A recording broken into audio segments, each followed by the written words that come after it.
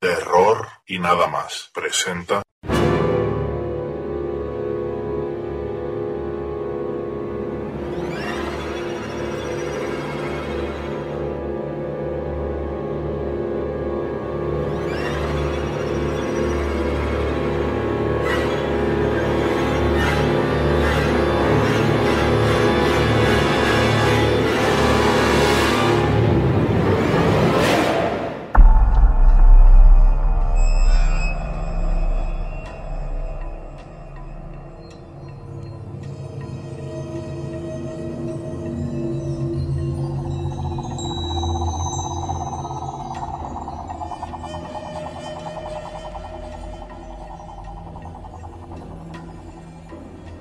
Confieso que solo soy un simple escritor de relatos fantásticos. Desde mi más temprana infancia me he sentido subyugado por la secreta fascinación de lo desconocido y lo insólito. Los temores innominables, los sueños grotescos, las fantasías más extrañas que obsesionan nuestra mente han tenido siempre un poderoso e inexplicable atractivo para mí. En literatura, he caminado con Poe por senderos ocultos, me he arrastrado entre las sombras con Machen, he cruzado con Baudelaire las regiones de las hórridas estrellas, o me he sumergido en las profundidades de la tierra, guiado por los relatos de la antigua ciencia. Mi escaso talento para el dibujo me obligó a intentar describir con torpes palabras los seres fantásticos que moran en mis sueños tenebrosos. Esta misma inclinación por lo siniestro se manifestaba también en mis preferencias musicales. Mis composiciones favoritas eran la suite de los planetas y otras del mismo género. Mi vida interior se convirtió muy pronto en un perpetuo festín de horrores fantásticos, refinadamente crueles.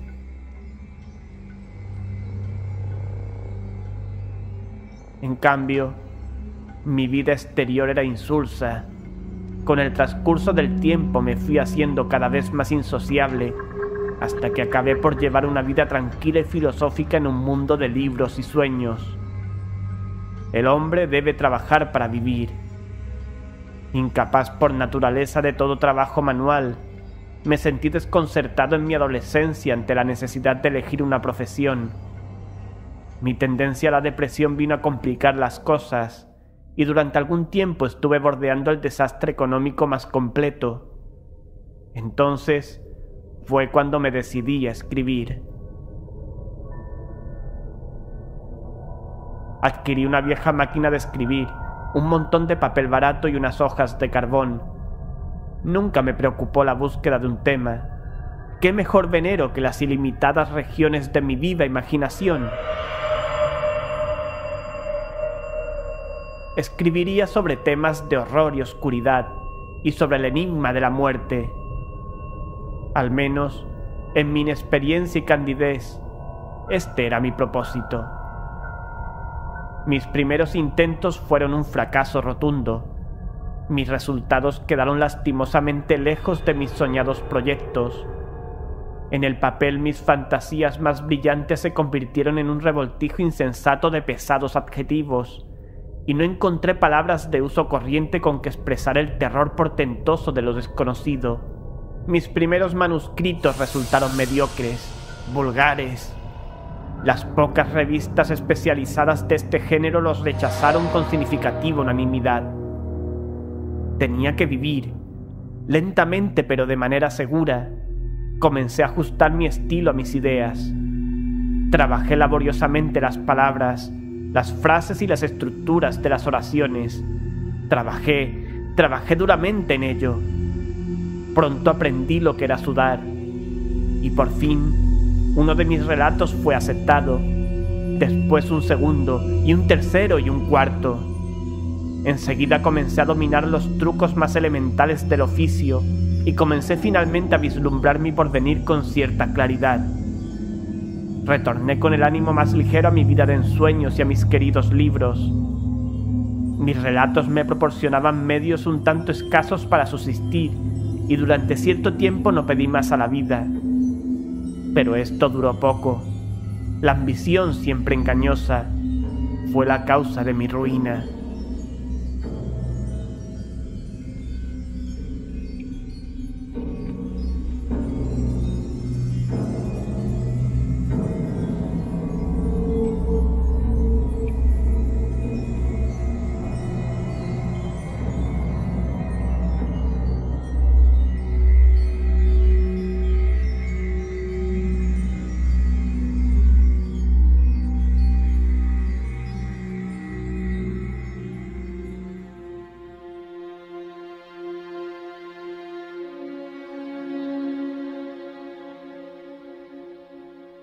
Quería escribir un relato real, no uno de esos cuentos efímeros y estereotipados que producía para las revistas, sino una verdadera obra de arte. La creación de semejante obra maestra llegó a convertirse en mi ideal. Yo no era un buen escritor, pero ello no se debía enteramente a mis errores de estilo. Presentía que mi defecto fundamental radicaba en el asunto escogido. Los vampiros, hombres lobo, los profanadores de cadáveres, los monstruos mitológicos, constituían un material de escaso mérito.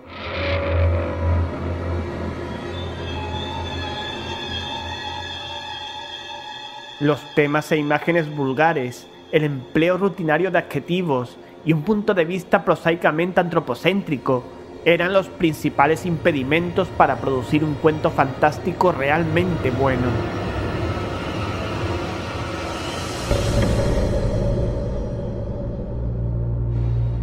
Debía elegir un tema nuevo, una intriga verdaderamente extraordinaria. Si pudiera concebir algo realmente teratológico, algo monstruosamente increíble. Estaba ansioso por aprender las canciones que cantaban los demonios al precipitarse más allá de las regiones estelares, por oír las voces de los dioses antiguos susurrando sus secretos al vacío preñado de resonancias.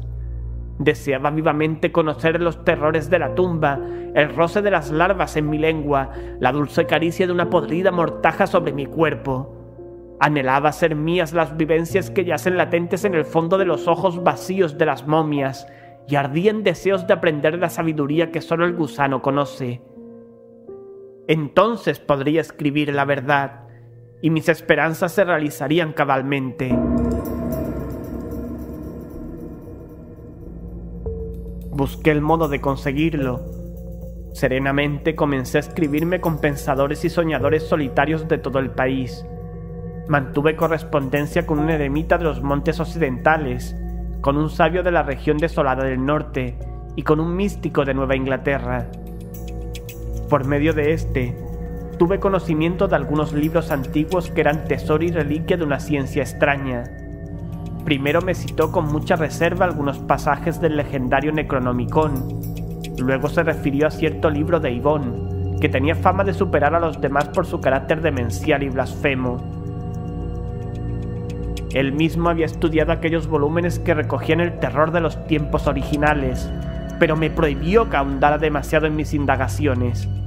Me dijo que como hijo de la embrujada ciudad de Arkham, donde aún palpitan y acechan sombras de otros tiempos, había oído cosas muy extrañas, por lo que decidió apartarse prudentemente de las ciencias negras y prohibidas. Finalmente, después de mucho insistirle, consintió de mala gana en proporcionarme los nombres de ciertas personas que a su juicio podrían ayudarme en mis investigaciones. Mi corresponsal era un escritor de notable brillantez, gozaba de una sólida reputación en los círculos intelectuales más exquisitos, y yo sabía que estaba tremendamente interesado en conocer el resultado de mi iniciativa.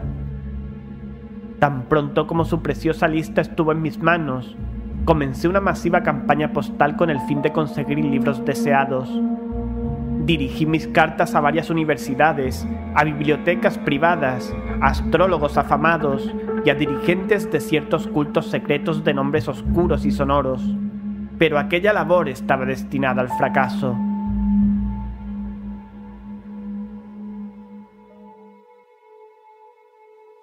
Sus respuestas fueron manifiestamente hostiles.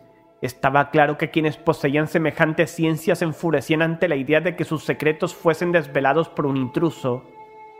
Posteriormente recibí varias cartas anónimas llenas de amenazas, e incluso una llamada telefónica verdaderamente alarmante. Pero lo que más me molestó fue el darme cuenta de que mis esfuerzos habían resultado fallidos. Negativas, evasivas, desaires, amenazas. Aquello no me servía para nada. Debía buscar por otra parte.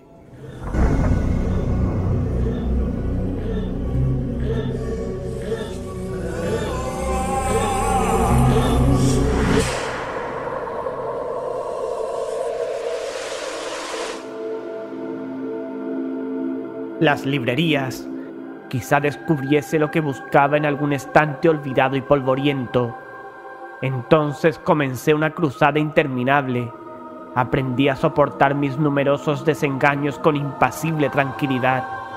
En ninguna de las librerías que visité habían oído hablar del espantoso Necronomicon, del maligno libro de Yvonne, ni del inquietante Cults de Skulls. La perseverancia acaba por triunfar. En una vieja tienda de South Dearborn Street, en unas estanterías arrinconadas, acabé por encontrar lo que estaba buscando. Allí, encajado entre 2 ediciones centenarias de Shakespeare, descubrí un gran libro negro con tapas de hierro. En ellas, grabado a mano, se leía el título de Vermis Mysteries, Misterios del Gusano. El propietario no supo decirme de dónde procedía el libro aquel. Quizá lo había adquirido hace un par de años en algún lote de libros de segunda mano. Era evidente que desconocía su naturaleza, ya que me lo vendió por $1.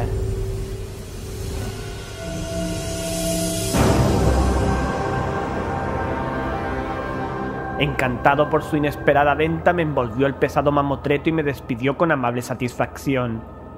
Yo me marché apresuradamente con mi precioso botín debajo del brazo.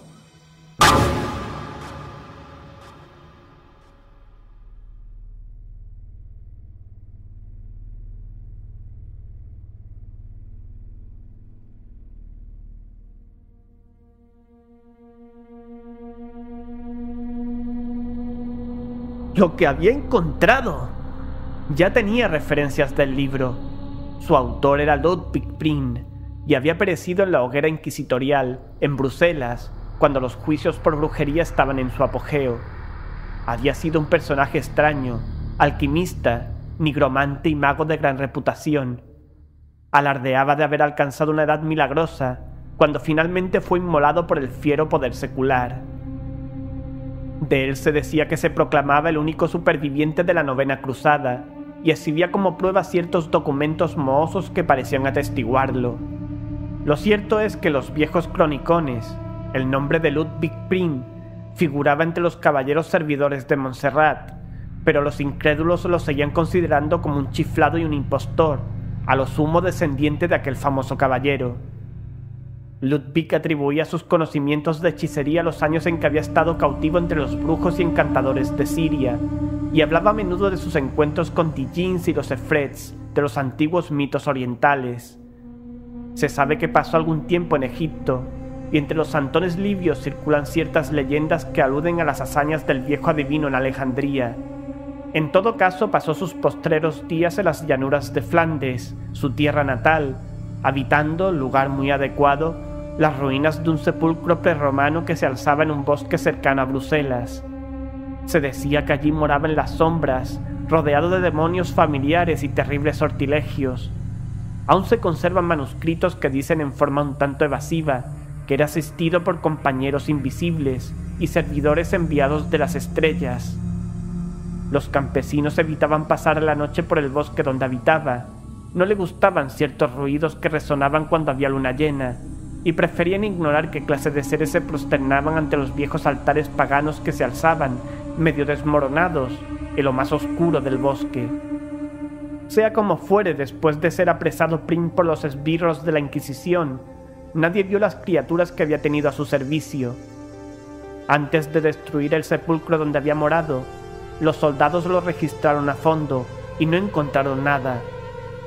Seres sobrenaturales, instrumentos extraños, pócimas, todo había desaparecido de la manera más misteriosa. Hicieron un minucioso reconocimiento del bosque prohibido, pero sin resultado.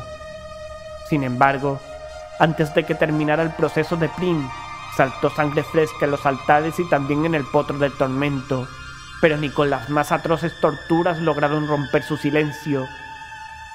Por último, cansados de interrogar, arrojaron al viejo hechicero a una mazmorra.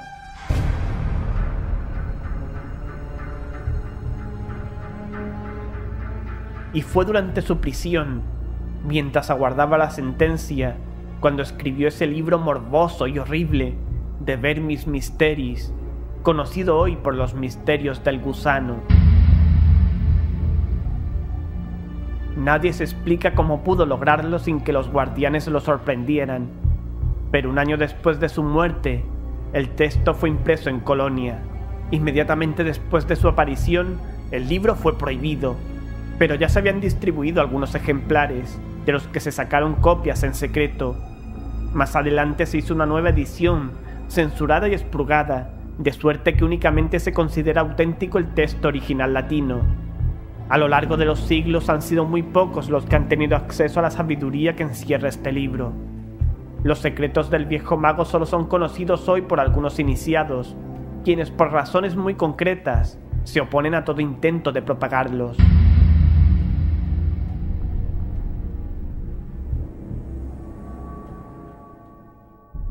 Esto era en resumen lo que sabía del libro que había venido a parar a mis manos. Aun como mero coleccionista, el libro representaba un hallazgo fenomenal, pero desgraciadamente no podía juzgar su contenido, porque estaba en latín. Como solo conozco unas cuantas palabras sueltas de esa lengua, al abrir sus páginas mohosas me tropecé con un obstáculo insuperable. Era exasperante poseer aquel tesoro de saber oculto y no tener la clave para desentrañarlo.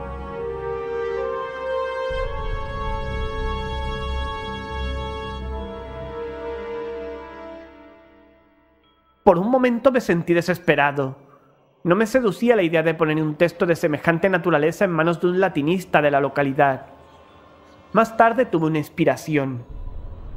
¿Por qué no coger el libro y visitar a mi amigo para solicitar ayuda? Él era un erudito, leía en su idioma los clásicos, y probablemente las espantosas revelaciones de Prim le impresionarían menos que a otros. Sin pensarlo más le escribí apresuradamente, y muy poco después recibí su contestación. Estaba encantado en ayudarme. Por encima de todo debía ir inmediatamente.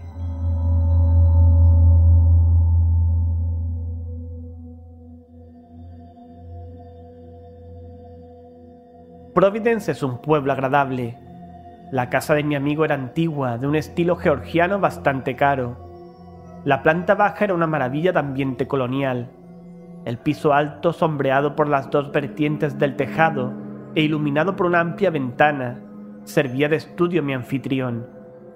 Allí reflexionamos durante la espantosa y memorable noche del pasado abril, junto a la gran ventana abierta a la mar azulada. Era una noche sin luna, una noche lívida en que la niebla llenaba la vacía oscuridad de sombras aladas.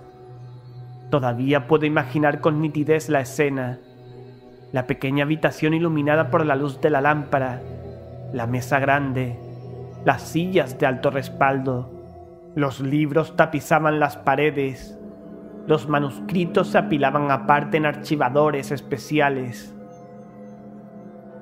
Mi amigo y yo estábamos sentados junto a la mesa ante el misterioso volumen.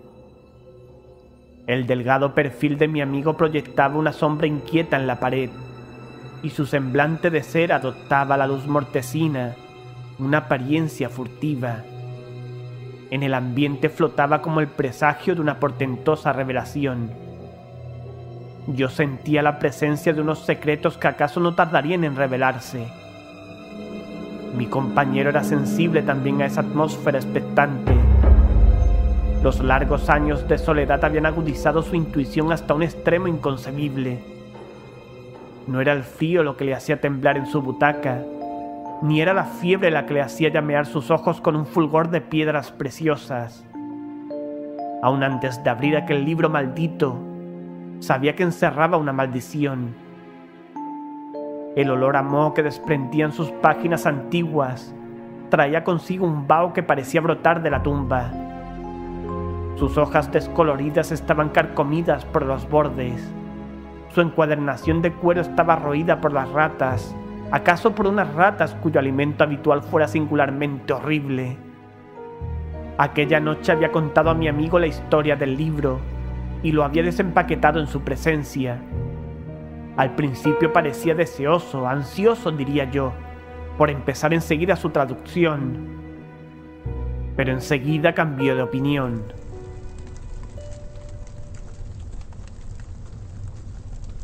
No creo que sea lo más adecuado leer este libro. No estoy nada seguro de hacerlo. Es un libro de ciencia maligna. ¿Quién sabe qué conocimientos demoníacos se ocultan en sus páginas o qué males pueden sobrevenirnos de profanar sus secretos?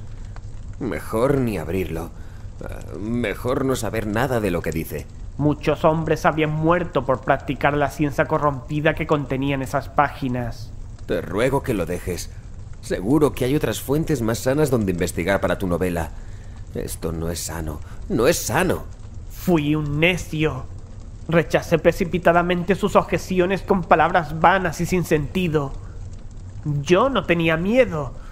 Podríamos echar al menos una mirada al contenido de nuestro tesoro. Comencé a pasar hojas. El resultado fue decepcionante. Su aspecto era el de un libro antiguo y corriente de hojas amarillentas y medio deshechas, impreso en gruesos caracteres latinos. Y nada más. Ninguna ilustración, ningún grabado alarmante. Mi amigo no pudo resistir la tentación de saborear semejante rareza bibliográfica. Al cabo de un momento se levantó para echar una ojeada al texto por encima de mi hombro. Luego, con creciente interés, empezó a leer en voz baja algunas frases en latín. Por último, vencido ya por el entusiasmo, me arrebató el precioso volumen. Se sentó junto a la ventana y se puso a leer pasajes al azar. De cuando en cuando los traducía al inglés.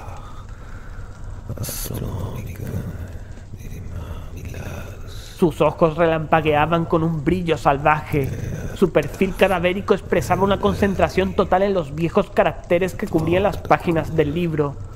Cuando traducía en voz alta, las frases retumbaban como una letanía del diablo. Luego su voz se debilitaba hasta convertirse en un siseo de víbora. Yo tan solo comprendí algunas frases sueltas, porque en su ensimismamiento parecía haberse olvidado de mí. Estaba leyendo algo referente a hechizos y encantamientos. Recuerdo que el texto aludía a ciertos dioses de la adivinación, tales como el padre Yig, Han el Oscuro y Viatis, cuya barba estaba formado de serpientes.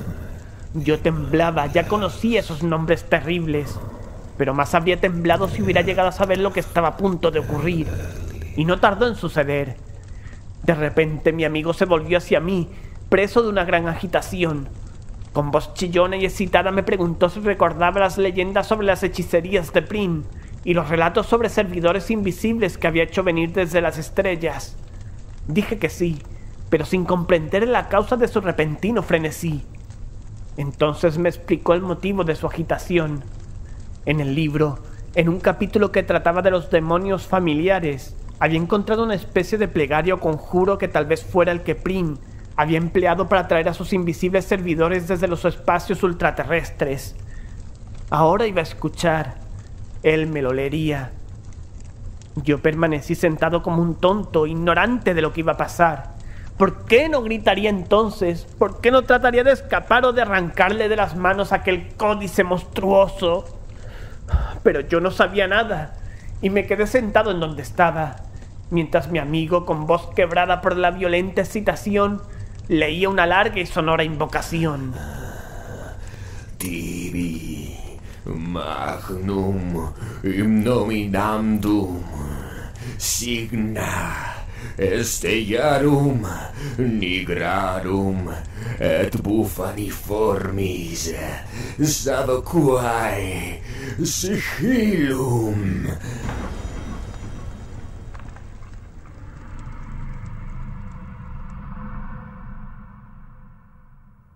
El ritual siguió adelante.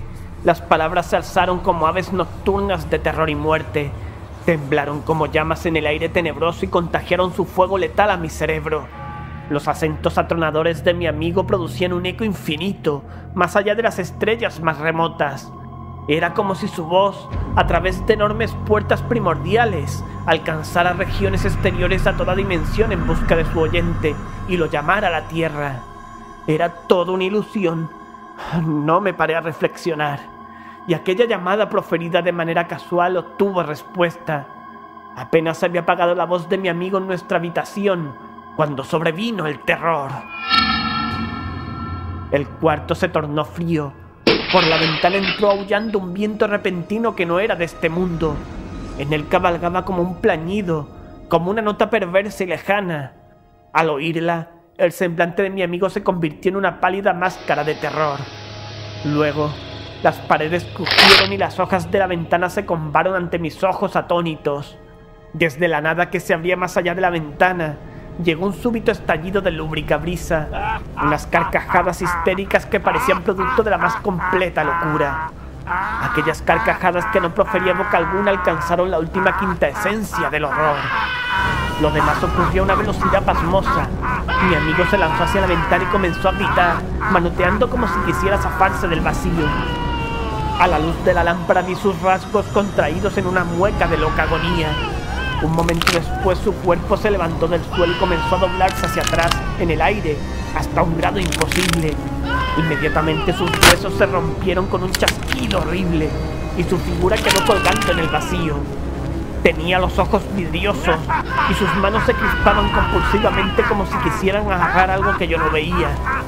Una vez más se oyó aquella risa mesánica, pero ahora provenía de dentro de la habitación. Las estrellas oscilaban en roja angustia. El viento frío silbaba estridente en mis oídos. Me encogí en mi silla con los ojos clavados en aquella escena aterradora que se desarrollaba ante mí. Mi amigo empezó a gritar. Sus alaridos se mezclaban con aquella risa perversa que surgía del aire. Su cuerpo combado suspendido en el espacio se dobló nuevamente hacia atrás, mientras la sangre brotaba de su cuello desgarrado como agua roja de un surtidor.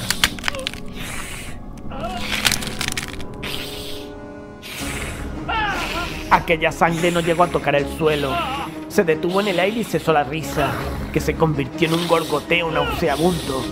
Dominado por el vértigo del horror, lo comprendí todo. La sangre estaba alimentando a un ser invisible del más allá. ¿Qué entidad del espacio había sido invocada tan repentina e inconscientemente? ¿Qué era aquel monstruoso vampiro que yo no podía ver? Después aún tuvo lugar una espantosa metamorfosis. El cuerpo de mi compañero se encogió marchito ya y sin vida. Por último cayó en el suelo y quedó horriblemente inmóvil.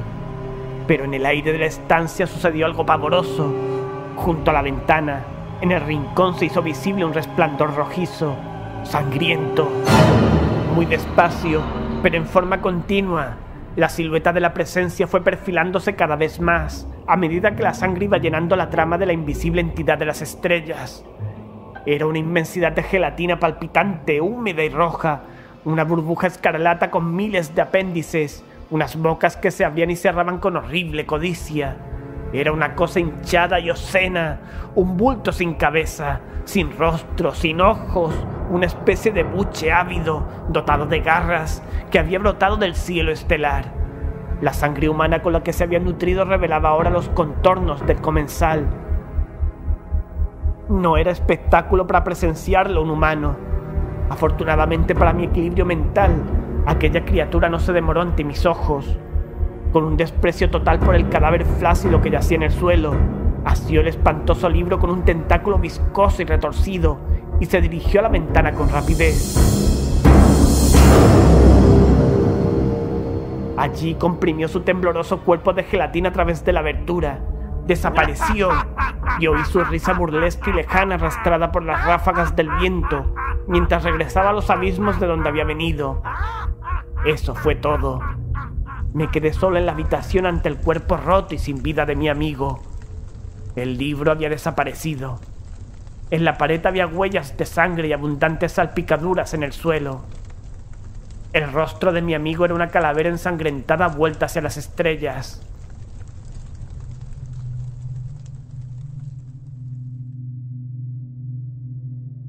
Permanecí largo rato sentado en silencio antes de prenderle fuego a la habitación. Después me marché. Me reí porque sabía que las llamas destruirían toda huella de lo ocurrido. Yo había llegado aquella misma tarde. Nadie me conocía ni me había visto llegar. Tampoco me vio nadie partir, ya que huí antes de que las llamas empezaran a propagarse. Anduve horas y horas sin rumbo por las torcidas calles, sacudido por una risa idiota cada vez que divisaba las estrellas inflamadas, cruelmente jubilosas, que me miraban furtivamente a través de los desgarrones de la niebla fantasmal.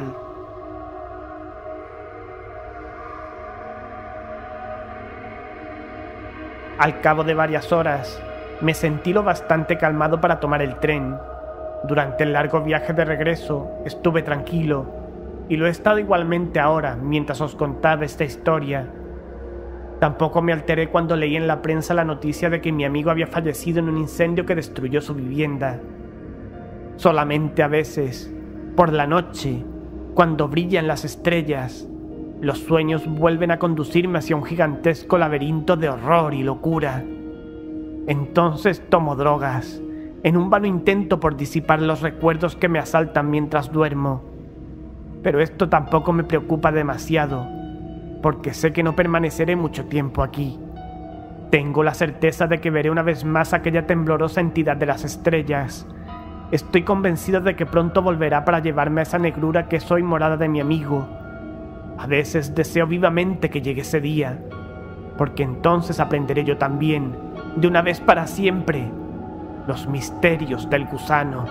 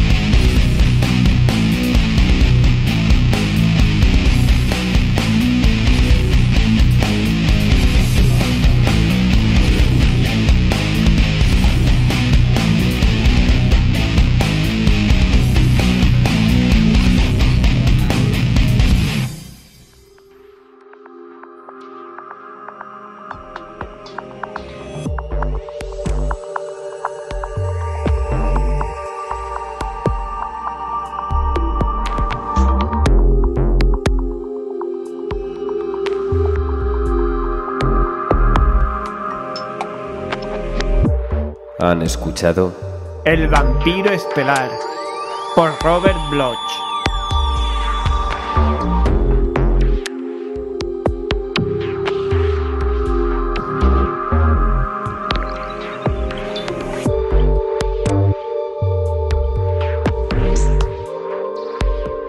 En este relato han intervenido Miguel Ángel Pulido como amigo del protagonista, Antonio Reverte Lucena como narrador.